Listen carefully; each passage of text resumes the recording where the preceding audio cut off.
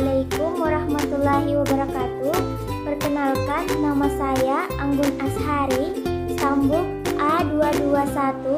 A221-20036 dari kelas D, kelompok 1, program studi pendidikan biologi, Fakultas Keguruan dan Ilmu Pendidikan, Universitas Tadulako. Baiklah, pada percobaan keempat, kita akan membahas tentang sonometer. Adapun pengertian dari sonometer yaitu alat yang digunakan untuk mengetahui hubungan frekuensi suara yang dihasilkan oleh dawai yang dipetik, tegangan, panjang, dan massa persatuan panjang oleh dawai. Adapun pengertian lain dari sonometer yaitu alat yang digunakan untuk mengetahui cepat rambatnya gelombang dan tinggi rendahnya frekuensi getaran. Adapun perbedaan antara gelombang dan getaran. Gelombang adalah getaran yang merambat, selama rambatannya gelombang membawa energi. Sedangkan getaran adalah gerakan bolak-balik dalam suatu interval tertentu. Adapun bunyi hukum Raudé mengatakan bahwa cepat rambatnya gelombang itu sebanding dengan akar gaya tegangan pada tali dan berbanding terbalik dengan akar massa persatuan pada dawai. Baiklah, adapun bunyi hukum Mersenne yang pertama yaitu semakin panjang tumpuan senar maka frekuensinya semakin kecil.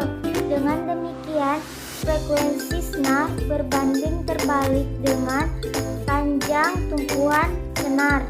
Adapun yang kedua yaitu semakin besar luas penampang senar, maka frekuensi senar semakin kecil. Dengan demikian, frekuensi senar berbanding terbalik dengan akar luas penampang. Adapun yang ketiga, semakin besar tegangan senar, frekuensi senar semakin besar, sehingga frekuensi senar berbanding lurus dengan akar tegangan senar. Adapun yang keempat yaitu semakin besar massa jenis senar, frekuensi senar semakin kecil. Dengan demikian, frekuensi senar berbanding terbalik dengan akar massa jenis. Baiklah, sekarang saya akan menjelaskan fungsi dari alat dan bahan yang akan kita gunakan. Yang pertama ada laptop. Laptop berfungsi sebagai alat media yang akan kita gunakan untuk melakukan percobaan dengan aplikasi Virtual Lab. Yang kedua ada Virtual Lab Sonometer, di mana merupakan aplikasi yang berfungsi untuk tempat kita melakukan percobaan. Yang ketiga ada pulpen atau pena, di mana berfungsi sebagai alat menulis hasil dari percobaan kita. Yang keempat ada lembar kertas, di mana berfungsi sebagai tempat menulis hasil dari percobaan yang kita dapatkan.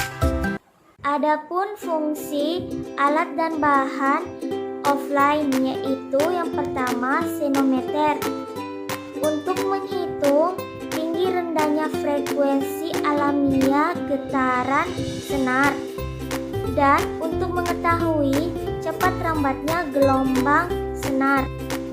Yang kedua yaitu tahanan geser atau sisir-sisir dua buah, memiliki fungsi untuk membatasi arus yang mengalir dalam suatu rangkaian elektronika. Yang ketiga yaitu penggantung beban massa 500 gram yang memiliki fungsi untuk menggantung atau meletakkan kepingan beban logam.